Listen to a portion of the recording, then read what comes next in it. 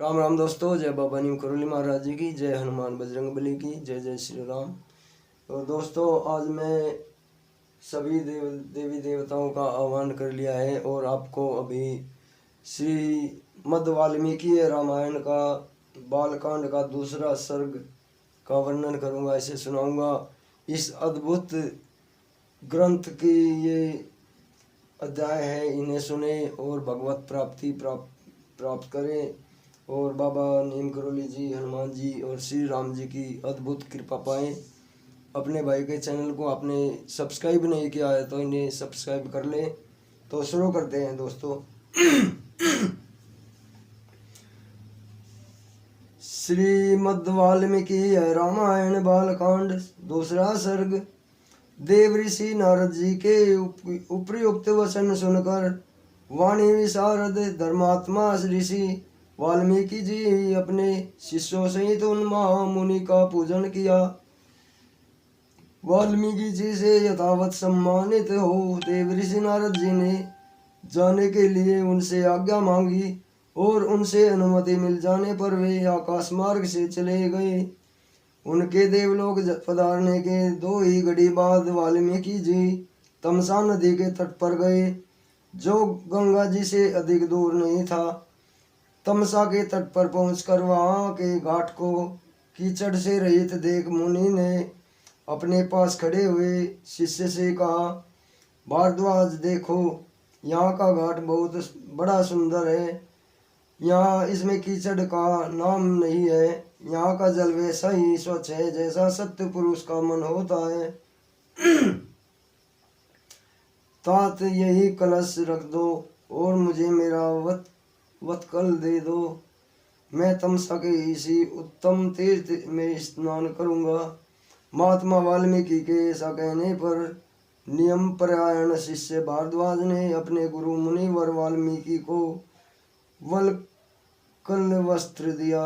शिष्य के हाथ से वल्कल वस्त्र लेकर वे जितेंद्रिय मुनि वहाँ के विशाल वन की शोभा देखते हुए सब ओर विचरने लगे। उनके पास ही क्रोच पक्षियों का एक जोड़ा, जो कभी एक दूसरे से अलग नहीं होता था, विचरण कर रहा था। वे दोनों पक्षी बड़ी मधुर बोली बोलते थे। भगवान वाल्मीकि पक्षियों के उस जोड़े को वहां देखा। उसी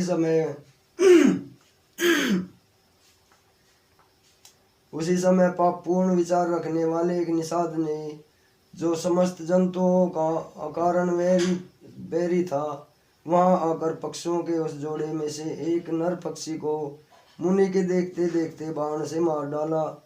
वह पक्षी खून से लथपथ होकर पृथ्वी पर गिर पड़ा और पंख फड़फड़ाता हुआ तड़पने लगा।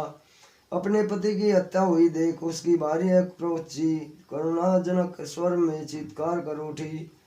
उत्तम पंखों से युक्त वह पक्षी सदा अपनी भार्या के साथ साथ विचरता था।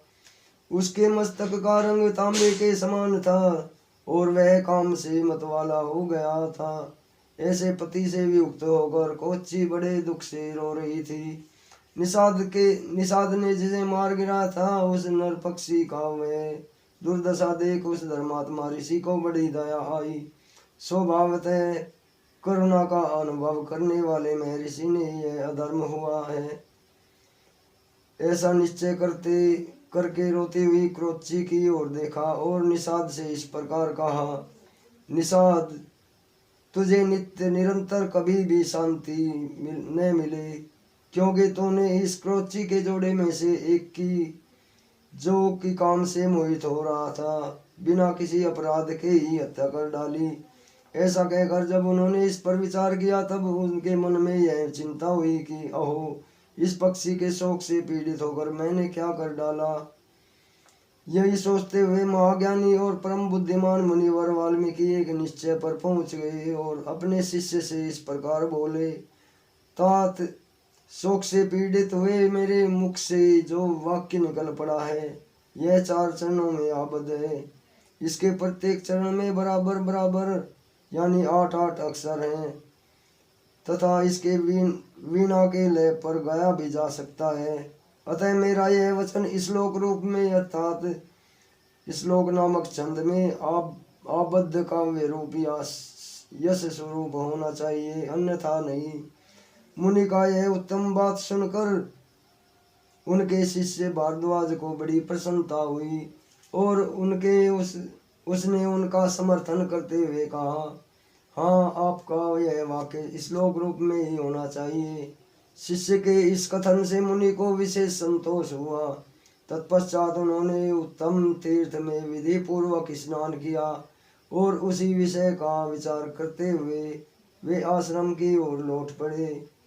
फिर उनका विनीत एवं शस्त्रज्ञ शिष्य भारद्वाज भी वहां से जल भरा हुआ कलश लेकर गुरुजी के पीछे पीछे चला। शिष्य के साथ आश्रम में पहुंचकर धर्मज्ञ श्री ऋषि वाल्मीकि जी आसन पर बैठे और दूसरी दूसरी बातें करने लगे, परंतु उनका ध्यान उस श्लोक की ओर ही लगा था। इतने ही में अखिल विश्व की सृष्टि करने वाले सर्वसमर्थ महातेजस्वी चतुर्मुख ब्रह्मा जी मुनीश्वर वाल्मीकि से मिलने के लिए स्वयं उनके आश्रम पर आए। उन्हें देखते ही महर्षि वाल्मीकि सहसा उठकर खड़े हो गए। वे मन और इंद्रियों को वश में रखकर अत्यंत विस्मित हो हाथ जोड़े चुपचाप कुछ काल तक खड़े ही रह गए, कुछ बोल ना सके। तत्पश्चात उन्होंने पाद्य अर्ध्य आसन और स्तुति आदि के द्वारा भगवान ब्रह्मा जी का पूजन किया और उनके चरणों में विधिवत प्रणाम करके उनसे कुशल समाचार पूछा। भगवान ब्रह्मा ने एक परम उत्तम आसन पर विराजमान होकर वाल्मीकि मुनि को भी आसन ग्रहण करने की आज्ञा दी। ब्रह्मा जी की आज्ञा पाकर वे भी आसन पर बैठे। उस समय साक्षात लोक पितामह ब्रह्मा सामने बैठे हुए थे, तो भी वाल्मीकि का मन उसको क्रोच पक्षी वाली घटना की ओर ही लगा रहा। वे उसी विषय में सोचने लगे, ओहो, जिसकी बुद्धि वैर भाव को ग्रहण करने में ही लगी रहती है, उस पापात्मा व्याध ने बिना किसी अपराध के ही वैसे मनोहर कलवर करने वाले क्रोच पक्षी के प्राण ले लिए। यही सोचते सोचते उन्होंने क्रोची के आर्तनाद को सुनकर निषाद को लक्ष्य के करके जो श्लोक कहा था उसी को फिर ब्रह्मा जी के सामने दोहराया। उसे दोहराते ही फिर उसके मन में अपने दिए हुए शपथ अनौचित्य का ध्यान आया। तब वे शोक और चिंता में डूब गए। ब्रह्मा जी उनकी मन स्थिति को समझकर हंसने लगे और मुनिवर वाल्मीकि से इस प्रकार बोले, ब्रह्मन, तुम्हारे मुंह से निकला हुआ यह छंदोबद्ध वाक्य श्लोक रूप में ही होगा। इस विषय में तुम्हें कोई अन्यथा विचार नहीं करना चाहिए। मेरे संकल्प अथवा प्रेरणा से ही तुम्हारे मुंह से ऐसी वाणी निकली है। मुनि श्रेष्ठ, तुम श्री राम के संपूर्ण चरित्र का वर्णन करो। परम बुद्धिमान भगवान श्री राम संसार में सबसे बड़े धर्मात्मा और धीर पुरुष हैं। तुमने नारद जी के मुंह से जैसा सुना उसी के अनुसार उनके चरित्र का चित्रण करो। बुद्धिमान श्री राम जो गुप्त या प्रकट वृतांत है तथा लक्ष्मण, सीता और राक्षसों का जो संपूर्ण गुप्त या प्रकट चरित्र है, वे सब अज्ञात होने पर भी तुम्हें ज्ञात हो जाएंगे। इस काव्य में अंकित तुम्हारी कोई भी बात झूठी नहीं होगी। इसलिए तुम श्री रामचंद्र जी की परम पवित्र एवं मनोरम कथा को श्लोकबद्ध करके लिखो। इस पृथ्वी पर जब तक नदियां और पर्वतों की सत्ता रहेगी, तब तक संसार में रामायण कथा का प्रचार होता रहेगा। जब तक तुम्हारी बनाई हुई श्री राम कथा का लोक में प्रचार रहेगा, तब तक तुम इस इच्छा अनुसार ऊपर नीचे तथा मेरे लोकों में निवास करोगे। ऐसा कहकर भगवान ब्रह्मा जी वहीं अंतर्धाम हो गए। उनके वहीं अंतर्धाम होने से शिष्यों सहित भगवान वाल्मीकि मुनि को बड़ा विस्मय हुआ। तदनंतर उनके सभी शिष्य अत्यंत प्रसन्न होकर बार बार इस श्लोक का गान करने लगे तथा परम विस्मित होकर परस्पर इस प्रकार कहने लगे।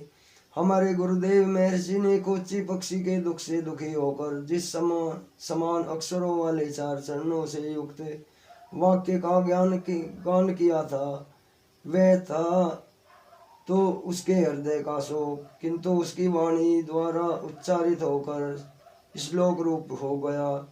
इस शुद्ध अंतकरण वाले महर्षि वाल्मीकि के मन में यह विचार हुआ कि मैं ऐसे ही श्लोक में संपूर्ण रामायण का काव्य की रचना करूंगा। यह सोच कर उदार दृष्टि वाले उन यशस्वी महर्षि ने भगवान श्री रामचंद्र जी के चरित्र को लेकर हजारों श्लोकों से युक्त महाकाव्य की रचना की, जो उनके यश को बढ़ाने वाला है। इसमें श्री राम के उदार चरित्र का प्रतिपादन करने वाला मनोहर पदों का प्रयोग किया गया है। महर्षि वाल्मीकि के बनाए हुए इस काव्य में तत्पुरुष आदि समासों, दीर्घ गुण आदि संधियों और प्रकृति प्रत्यय के संबंध का यथा योग्य निर्वाह हुआ है। इसकी रचना में समता, पतत, प्रकर्ष आदि दोषों का अभाव है। पदों में माधुर्य और अर्थ में प्रसाद गुण की अधिकता है। भावुक जनों, इस प्रकार शास्त्रीय पद्धति के अनुकूल बने हुए इस रघुवर चरित्र और रावण वध के प्रसंग को ध्यान देकर सुनो। इस प्रकार श्री वाल्मीकि निर्मित आर्ष रामायण आदि काव्य के बालकांड में 2रा सर्ग पूरा हुआ। जय जय श्री राम, जय हनुमान बजरंगबली, जय बाबा नीम करोली महाराज की। तो दोस्तों, ये श्रीमद् वाल्मीकि रामायण का बालकांड का 2रा सर्ग, और ये आप सुने और आगे भी शेयर करें ताकि और को भी धर्म लाभ मिले। और आगे 3रा सर्ग होगा बालकांड का, वो मैं आपको कल फिर सुनाऊंगा। और राम जी की और हनुमान जी की महिमा आपके ऊपर भी बाबा नीम करोली जी की कृपा हो, यही बाबा जी से प्रार्थना करता हूँ। सभी मेरे देवी देवताओं से जो यहाँ पर मैंने उनका आह्वान किया है। तो दोस्तों, बस अब आज्ञा लेता हूँ। कल फिर आपको इसका बालकांड का 3रा सर्ग सुनाऊंगा। तो कोई गलती हो गई हो तो दोस्तों मेरी गलती को क्षमा कर देना भाइयों। जय बाबा नीम करोली महाराज, जय जय श्री राम, जय हनुमान बजरंगबली।